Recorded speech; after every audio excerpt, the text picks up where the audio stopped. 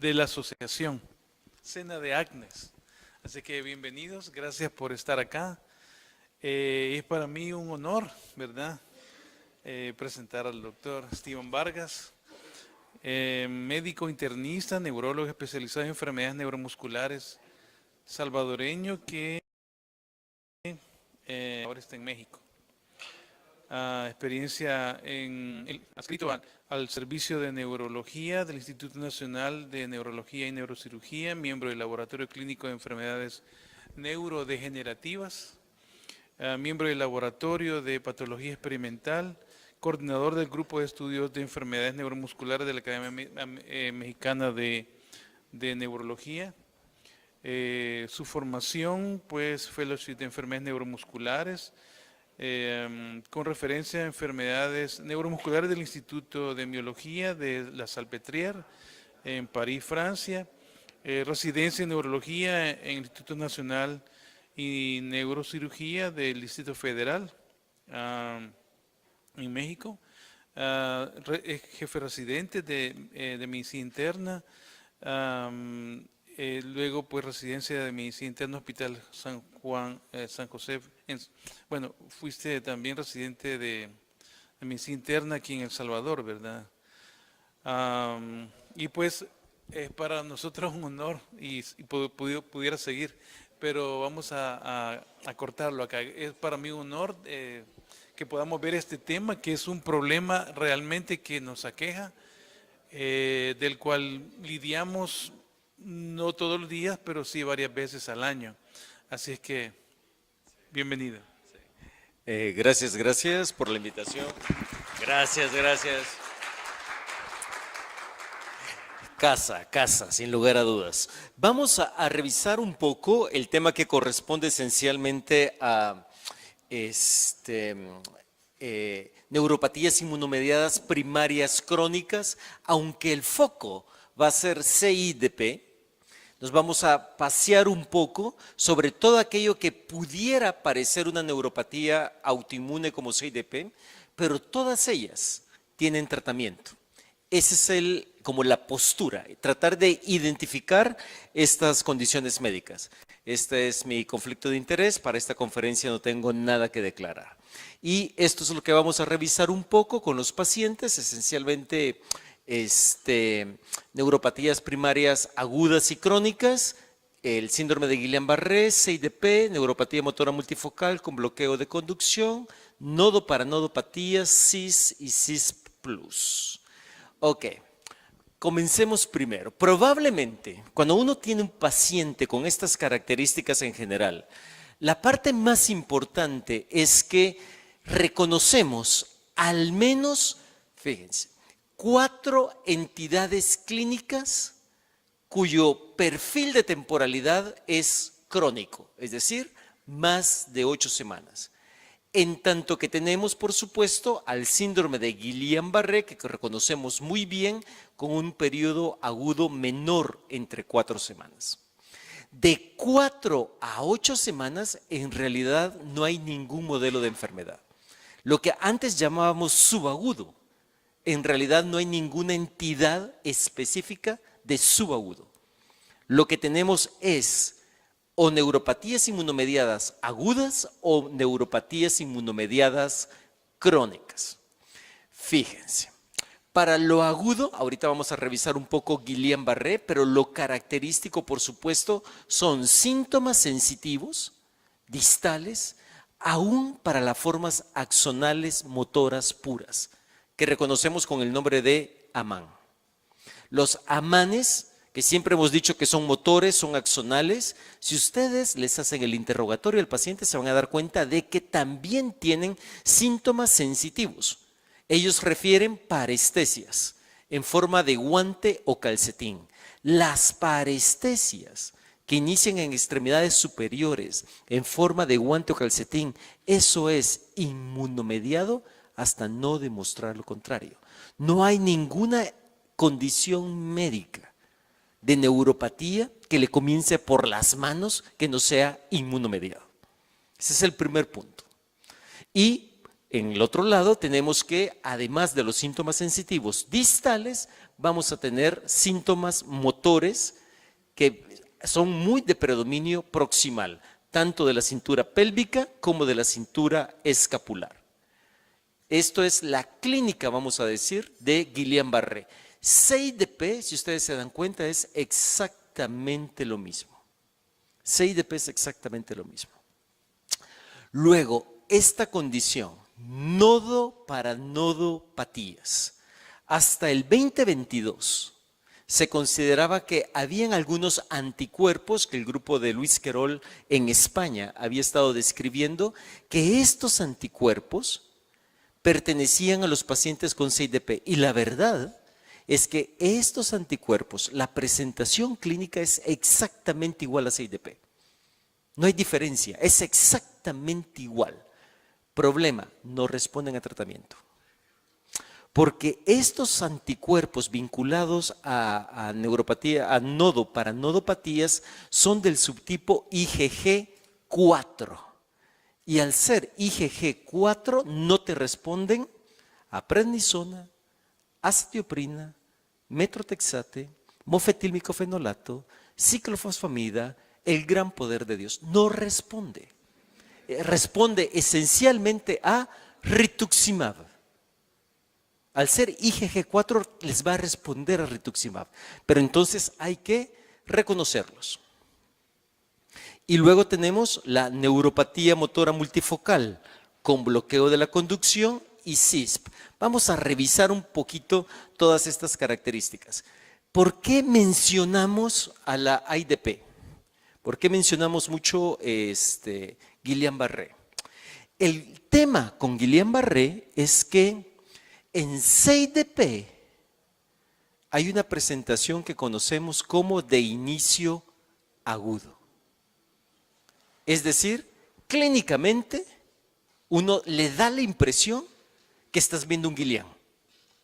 Porque el cuadro clínico es parestesias distales en las extremidades con una debilidad profunda de rápida evolución. Cuando uno ve esto, aún en ausencia de síntomas craneales, uno está obligado a pensar que tu paciente tiene Guillain-Barré. Y por tanto, los tratamientos funcionan. Inmunoglobulina humana polivalente o plasmaféresis. Funcionan para las dos. La diferencia es que la CIDP de inicio agudo te responde a la maniobra y luego tu paciente, y luego tu paciente se deteriora. Ese es el dato clínico que uno debe de relacionar. Fíjense, es muy poco probable que un paciente con Guillain-Barré que se haya estabilizado se deteriore nuevamente. Si el paciente se deteriora, probablemente tienes dos conceptos. Uno, que estás enfrente de una CIDP de inicio agudo. O dos, que es como ustedes deberían titularlo. La CIDP, el síndrome de Guillain-Barré por fluctuación relacionada a tratamiento. ¿Cómo podemos avanzar eso? La gran diferencia pudiera entrar por electroficio. Porque la fluctuación relacionada a tratamiento es admisible en el Guillain-Barré desmielinizante. La CIDP de acute onset es desmielinizante por definición. Es decir, no pueden tener un Guillain-Barré axonal y decir que es CIDP de inicio agudo. Porque el mecanismo electrofisiológico de lesión es diferente. Para CIDP es desmielinizante y para las variantes axonales, como su nombre lo dice, axonal. Y entonces ustedes pueden establecer un poco la diferencia. Este es un estudio que hicimos acá en el Instituto de Neurología, nada más para revisar un poco de las características del síndrome de Guillain-Barré que podrían ser útiles, las vamos a revisar rápidamente. Fíjense, en nuestra población, prácticamente el gran pico comienza de los 30 años hasta los 70 años, siendo el máximo pico entre los 50 y 60 años, la mayor parte de pacientes hombres. Las barras oscuras indican la frecuencia de los hombres. Los hombres en México, zona centro, se enferman más fácilmente de Guillain-Barré que las mujeres. Aún no entendemos exactamente la razón por la cual hemos teorizado de que, como en la época de las cavernas, los hombres salimos a buscar el sustento. Y entonces nos toca comer en la calle. Y el Campylobacter anda en la calle. No matamos mamut, vamos al súper, un poquito más civilizado, pero la frecuencia la hemos tratado de entender así. El Instituto de Neurología, por nuestro perfil, fíjense, en la escala de discapacidad de Guillain-Barré, la mayor parte de nuestros pacientes vienen prácticamente con la escala de 4 y 5, es decir, o ya perdieron la marcha, 50%, o se nos fueron a ventilador, 17%. O sea, eso es la forma grave que solemos ver en el Instituto de Neurología. Otra cosa que es muy importante, inicio de los síntomas. Nosotros vemos formas graves, estamos de acuerdo. El inicio de los síntomas al momento de admisión en el área de urgencias, 5 días. En 5 días, la mayor parte de nuestros pacientes están tocando el servicio de urgencias del instituto, porque vemos formas graves de la enfermedad. De hecho, recomendamos síndrome de Guillain-Barré, que ya tocó urgencias durante la primera semana. Ese es un criterio de mal pronóstico. Mal pronóstico. Por eso, aunque ustedes vean estable el Guillain-Barré, que entra por su consultorio y está dentro de los primeros 5 días, se va a hospitalización. Se va, aunque entre estable, porque probablemente va a evolucionar más adelante. Las formas son más o menos similares. Tenemos 45% axonales, 40% desmielinizantes en general. Y afortunadamente, bueno, en el Instituto de Neurología tenemos esto, tratamiento conservador 25%, perdón, inmunoglobulina 39%, plasmaféresis 35%. Esto, nosotros ocupamos menos la plasmaféresis porque los colegas de desmielinizantes se apoderan de las máquinas, porque esos tienen tapizado el piso de NMO. Y la NMO no responde de igual manera el síndrome con inmunoglobulina que complex. Por eso les concedemos a ellos el uso de las horas máquina. Pero cuando podemos, hacemos también nuestros tratamientos con plasmaféresis, sino con inmunoglobulina humana. De hecho, cuando uno revisa un poco un análisis estadístico,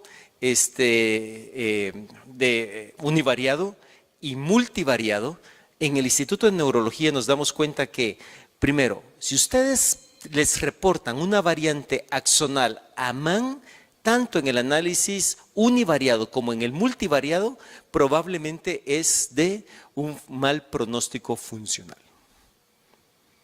Con solo ser axonal. La mitad de nuestros pacientes son axonales. Y por supuesto, qué tan débil llegan los pacientes, que es con la escala de IGOS. Si ustedes observan, por ejemplo, observen cómo los pacientes con la variante AMAN, en esta curva de Kaplan-Meier, se recuperan un poco más lentos a 3 meses, a 90 días, que lo que lo hicieron los pacientes con variantes desmielinizantes. Ahora, en términos de tratamiento es prácticamente lo mismo. Las curvas no se abren mucho.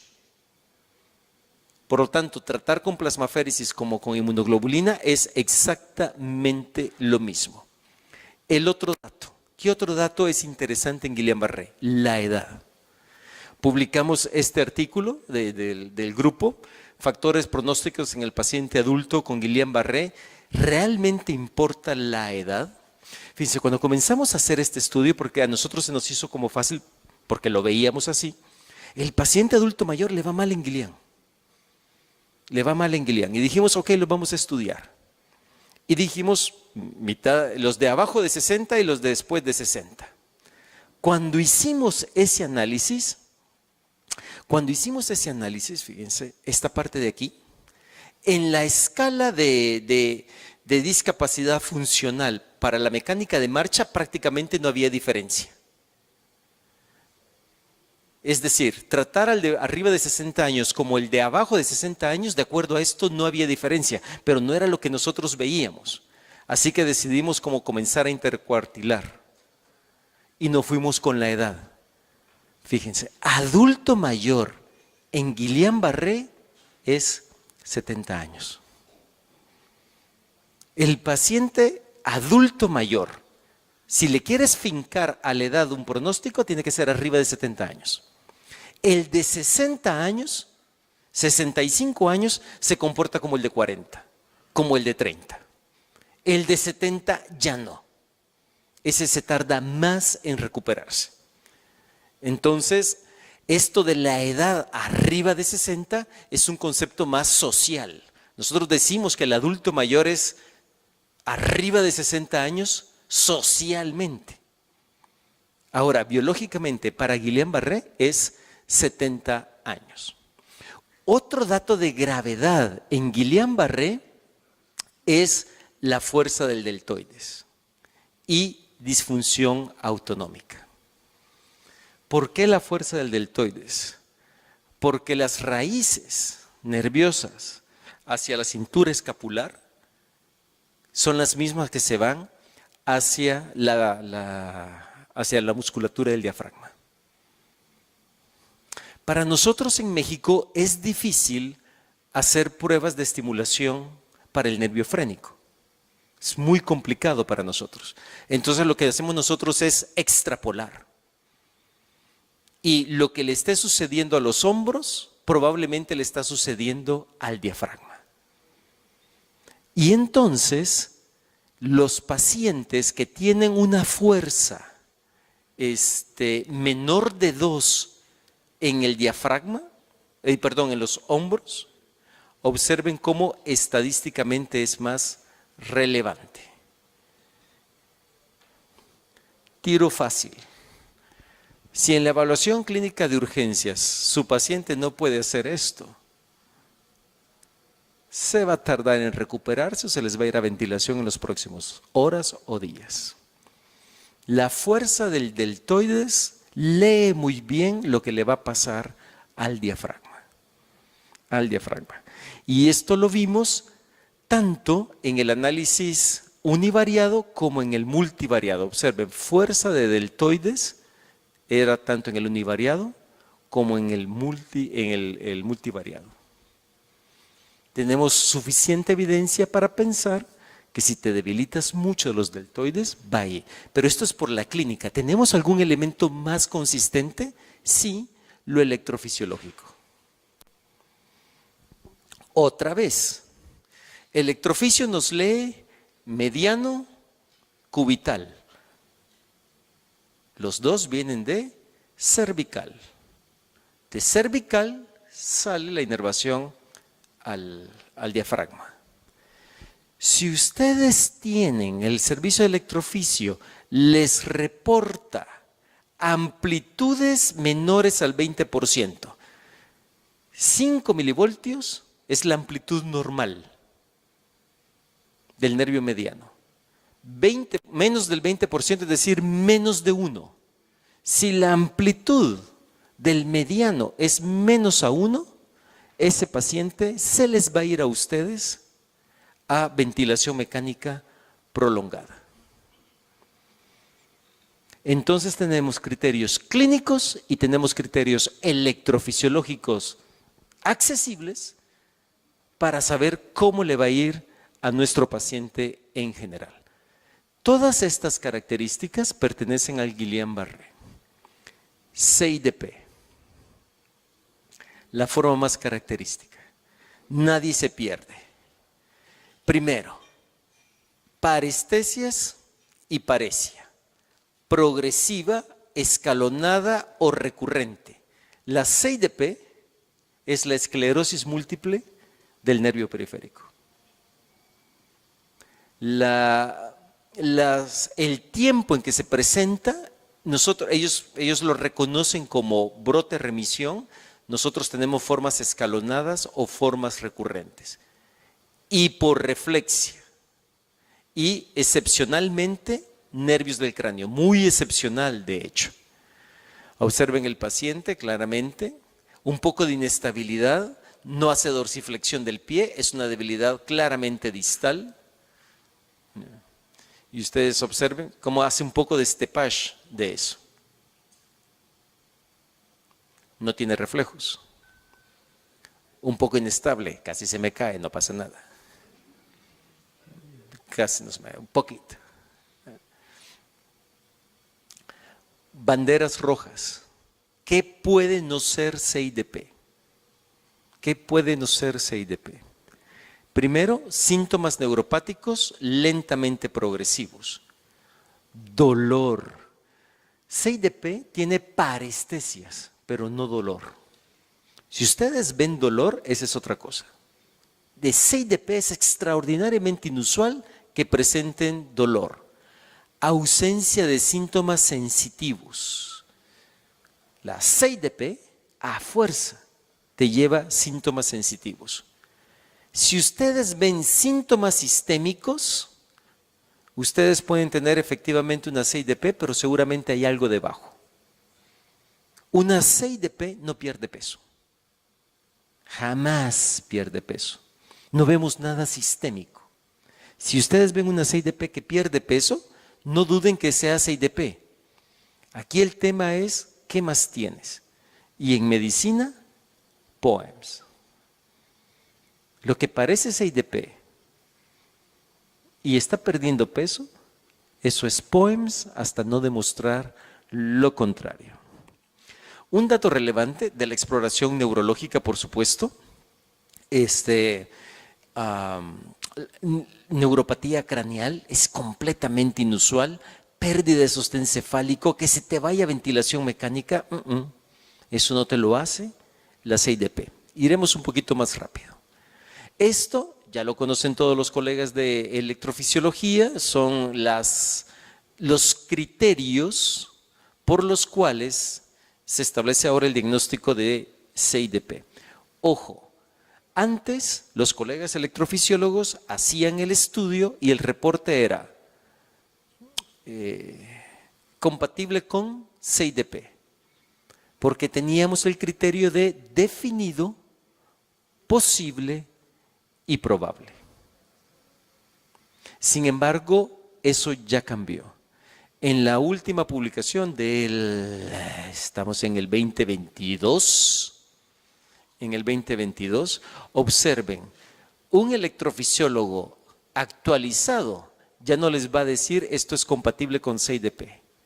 Lo que les va a decir es que esto es claramente desmielinización. El diagnóstico de CIDP se lo coloca el clínico. Ya no queda en responsabilidad del electrofisiólogo. El electrofisiólogo ahora dice, ¿sabes qué? Esto está bien desmielinizado. Ya tú sabrás si le pones el nombre de CIDP, pero esto es desmielinizado. Porque ahora entonces se construye ya no solo con el diagnóstico electrofisiológico, sino va también la parte de clínica, la respuesta al tratamiento, laboratorios, etc. Ya. Esto es para la prolongación de las ondas F, tampoco le vamos a prestar mucha atención. Y este es el artículo que yo les recomendaría que pudiéramos actualizarnos, es del 2022, son los nuevos criterios para CIDP. Esto es lo que les decía, antes teníamos esta definición, esto de definido, probable y posible, ya desapareció. Ya, ahora lo que nos reportan esencialmente es o tienes el estudio características que apoyan fuertemente la desmielinización o apoyan débilmente la desmielinización. Eso es lo que estarían reportando los colegas de electrofisiología. Cambia también el concepto de bloqueo. Bloqueo de conducción, decíamos antes que era el 50%, completo. Y entre 50 y 80 decíamos parcial. Ahora ya desaparece lo de parcial y lo de completo y nos quedamos con una caída de la amplitud mayor o igual al 30%, eso es bloqueo de conducción. Cambia el concepto desde el 2022. Aparecen los criterios de lo sensitivo, que esto no lo teníamos antiguamente, y en general nos permite establecer la conducta. Para tratamientos en 6DP, lo que recomendamos es, definamos el paciente. Si el déficit es leve, si es clínicamente significativo o es grave. ¿Grave qué es? Perdió la marcha. Si perdió la marcha el paciente, o se va inmuno, bolos de metilprednisolona o Plex.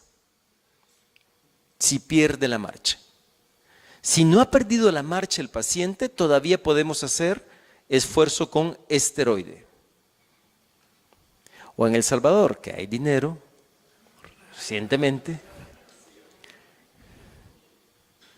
nosotros nos toca tratar a nuestros pacientes con prednisona.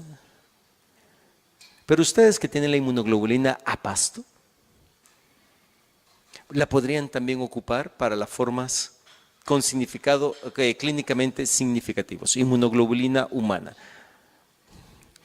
Ahora, un dato importante es que cuando decimos que los pacientes pueden fallar inmunoglobulina, porque te puede fallar la inmuno te puede fallar. Porcentaje en la literatura 20%. La verdad es que la inmuno allá en México nos saca de muchos problemas. Casi todos responden, por no decirles que todos han respondido. Solo uno no ha respondido. Y vaya, él tiene una condición médica de genética con los huesos muy porosos. Él tiene esa condición médica, entonces él se cae y se fractura. Esa es su condición genética, la tiene también el hijo. Y le da 6DP.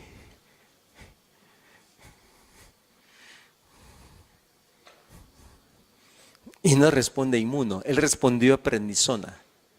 Pero inmuno no respondió, porque dijimos nosotros, no, bueno, mira, si tienes osteoporosis por esta condición médica genética, te voy a dar el inmuno para no ponerte todavía más osteopénico, y se puso el resultado que al final no logramos levantarlo con prednisona, con inmunoglobulina, sino tuvimos que ocupar prednisona, pero nunca suspendan la prednisona antes de la semana 9. Que se vaya aplicando. La prednisona se pone cada más o menos 3-4 semanas. Al menos 3 dosis de mantenimiento. 3 dosis de mantenimiento. Porque si ustedes se dan cuenta, los pacientes pueden ir ganando. Ya, si a lo mejor el paciente no es de los respondedores rápidos, sino que de los respondedores lentos, que es hasta lento 9 meses. Ya después se estabiliza la curva. Entonces ya no hay mayor ganancia. Si a la semana 9 el paciente no ha mejorado, le suspendemos mejor la terapia. Neuropatía motora multifocal con bloqueo de la conducción. Esta está interesante. Porque no sé, la vemos poco en México, pero me da la impresión que debe andar con otros diagnósticos. Primero, la neuropatía motora multifocal se da más en hombres. Como su nombre lo dice, los síntomas suelen ser muy asimétricos. Afecta inicialmente extremidades superiores, casi el 61%, y un 34% el síntoma comienza en pélvicos. Inicio proximal apenas el 5%. Muy pocos síntomas sensitivos. Y observen hiporreflexia 83%. Ella, todo de lo que se queja a la paciente, lo único de que se queja la paciente es esta gran debilidad del radial y de los interóseos. Ella casi no puede abrir su mano, casi no puede abrir la mano. Ausencia de síntomas sensitivos. Ausencia de síntomas sensitivos. ¿Qué es lo que debería pensar uno? Síntomas motores distales de instalación subaguda crónica en ausencia de síntomas sensitivos. ELA. Es lo primero que hay que pensar. Esclerosis lateral amiotrófica. Cuando uno ve eso, ok, vas y se lo envías al electrofisiólogo. El electrofisiólogo te va a reportar esto. Esta es la gran diferencia. La ELA no tiene bloqueo de conducción. La ELA no tiene bloqueo de conducción. Si el colega electrofisiólogo les reporta bloqueo de conducción, eso es neuropatía motora multifocal con bloqueo de conducción. Y la condición médica es tratable. Así me he ganado algunas botellas, quitando el diagnóstico de ELA. No saben cómo se pone feliz la gente y me lleva las botellitas. Agradecidos, por supuesto. Pero la clave entró por electrofisio. Porque electrofisio lo que vio fue bloqueo de conducción. Aquí no se nota mucho, pero observen acá. En este, por ejemplo, el tobillo derecho, la amplitud es 7.10. El proximal. El distal, 1.95. Bloqueo de la conducción. Le ponen inmuno, jala.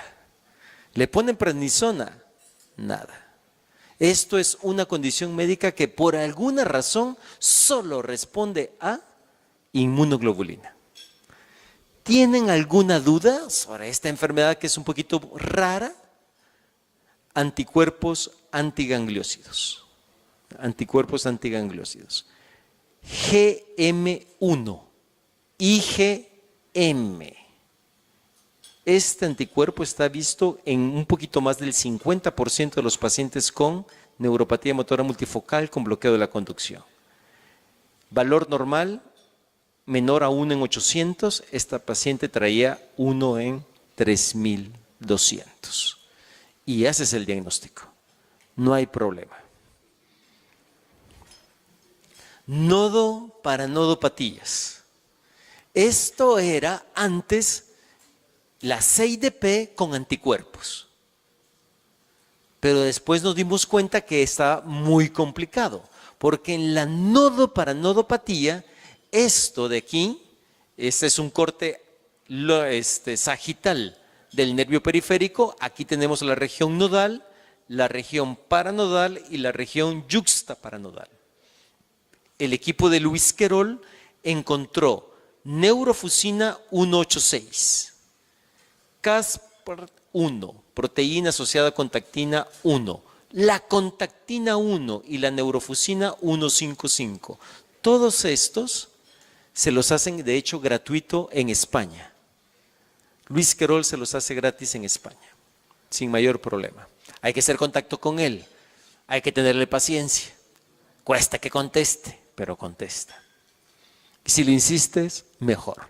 Y él te dice, sígueme escribiendo, en algún momento te contesto. Y sí contesta. Aquí el tema es que en la región nodal, en el nodo de Ranvier, encuentras estos dos epítopes y en la región paranodal estos tres. Y estos pacientes desarrollan un cuadro clínico que es indistinguible de CIDP. Que en la electrofisio es exactamente igual a una CIDP. Pero fíjense, como todos estos anticuerpos son IgG4, estos no nos van a responder a inmunoglobulina ni prednisona, porque la IgG4 no produce complemento, que es el principal mecanismo de acción de la inmunoglobulina. Y entonces ellos se van, de hecho la respuesta como ustedes ven es mala, la respuesta es pobre para inmunoglobulina, pero les va muchísimo mejor con rituximab. Les pones rituximab, el paciente mejora. Hay algunas características que lo hacen un poquito diferente al paciente. Miren, una CIDP que les tiemble así, piensen que es nodo para nodopatía. No, a este sujeto, ya, le ponen unas maracas y agarra el ritmo.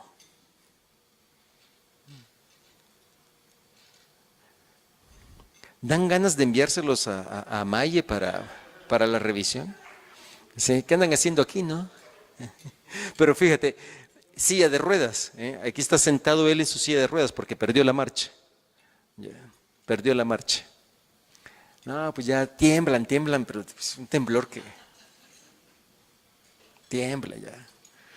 Y cuando tiemblan, una CIDP que les tiemble es nodo para nodopatía hasta no demostrar lo contrario.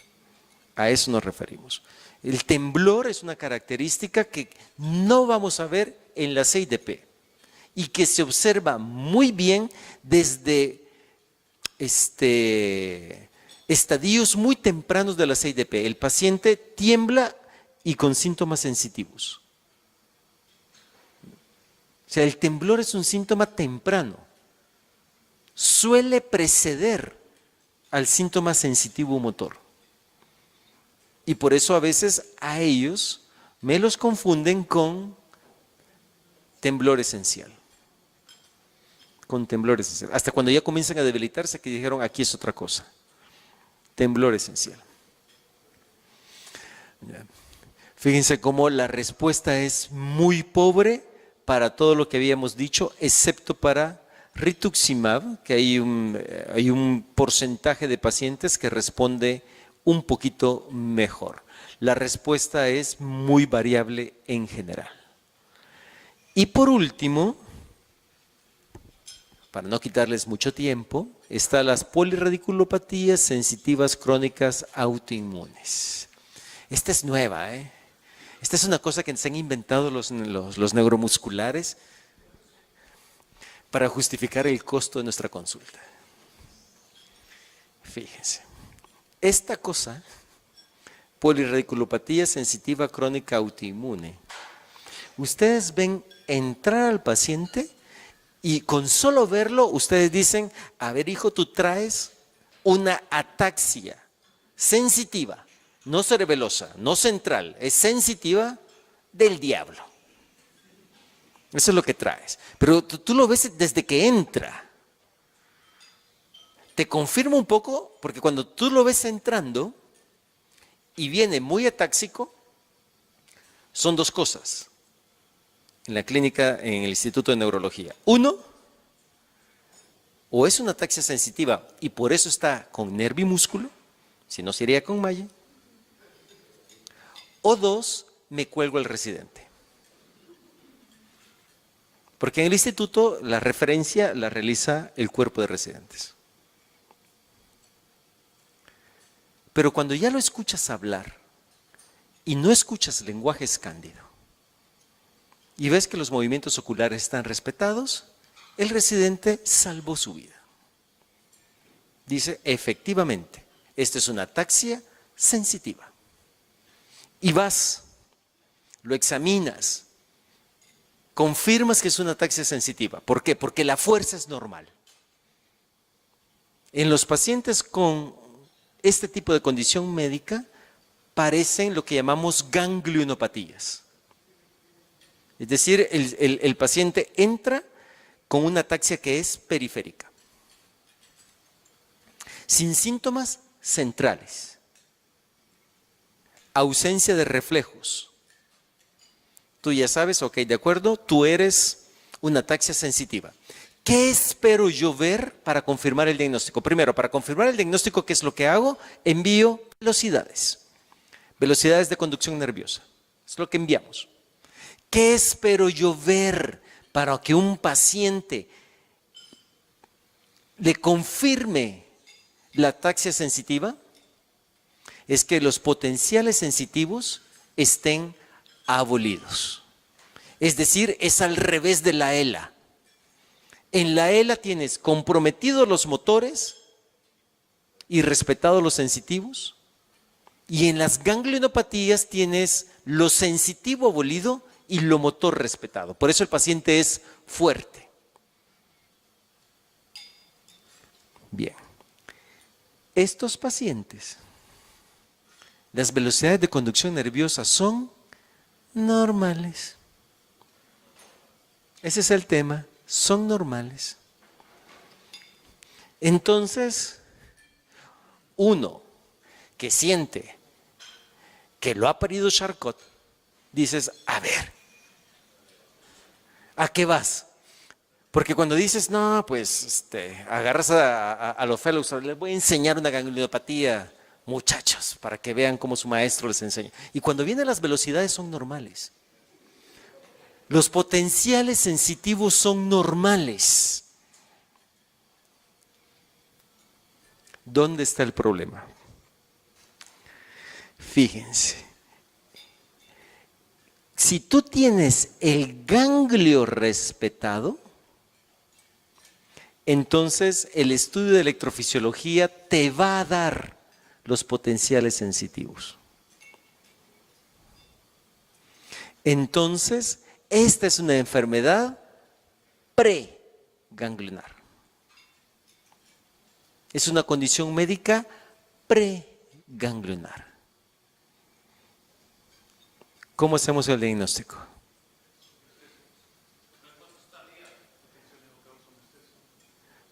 Respuestas tardías 1 y los potenciales evocados somatosensoriales 2.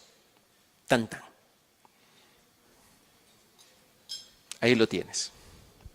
¿Por qué? Porque cuando le metes los P's, ya, se te va a bloquear.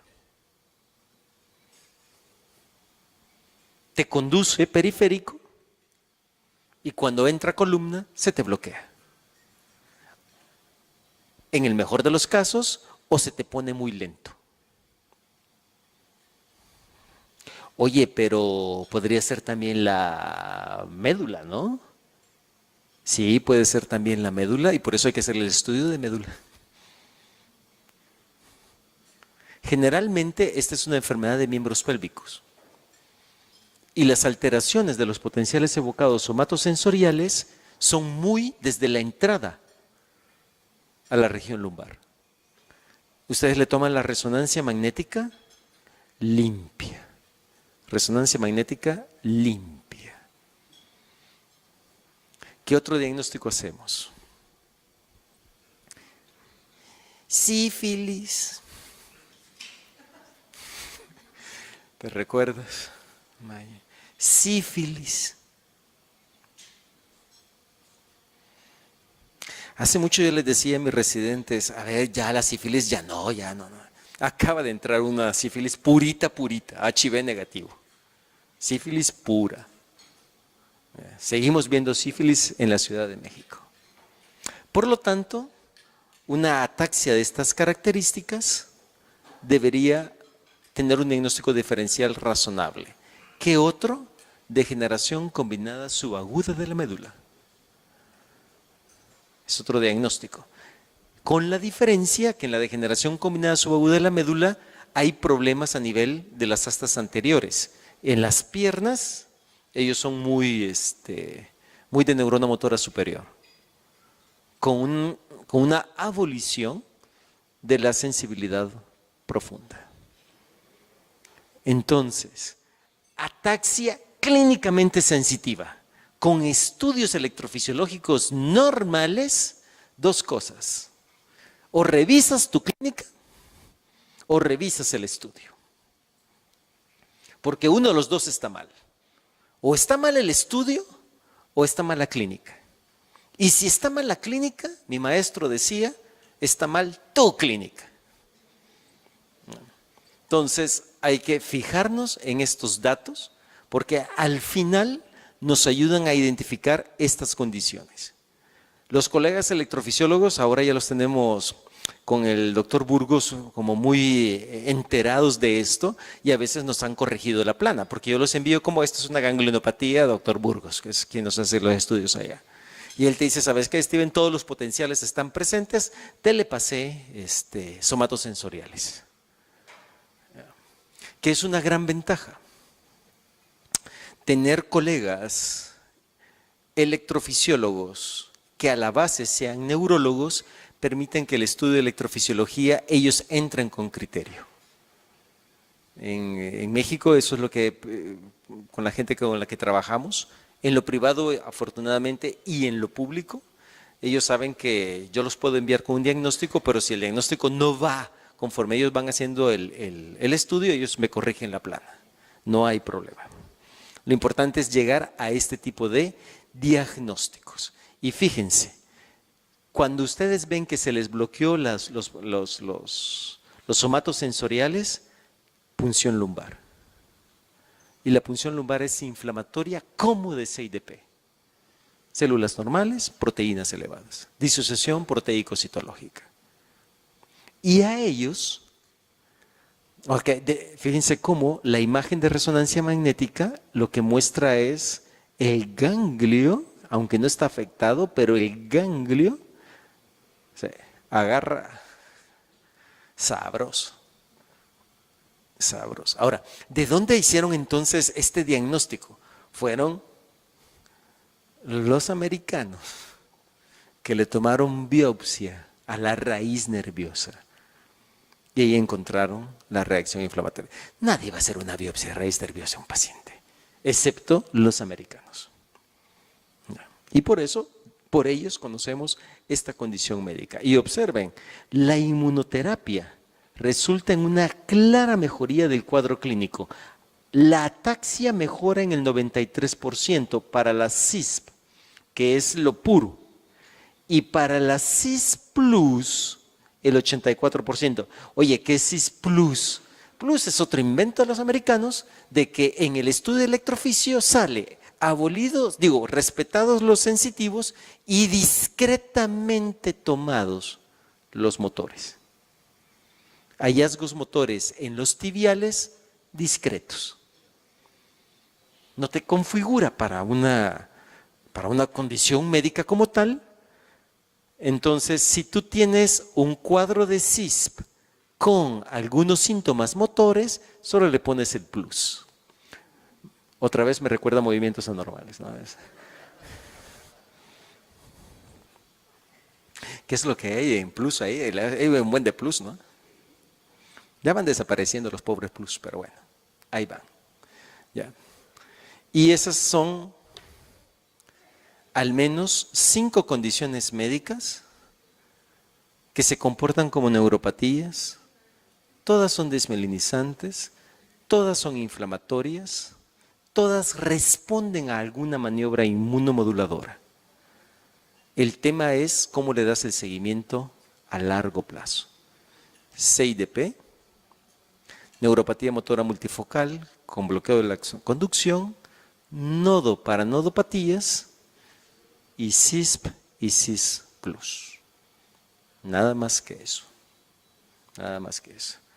Si ustedes me quieren compartir algún caso, ahí está el correo. Si tienen algún caso que podamos, los que crean que podríamos apoyarles, pues con mucho gusto y gracias por la paciencia del inicio. Estuvo medio duro, pero ya terminamos y muchas gracias.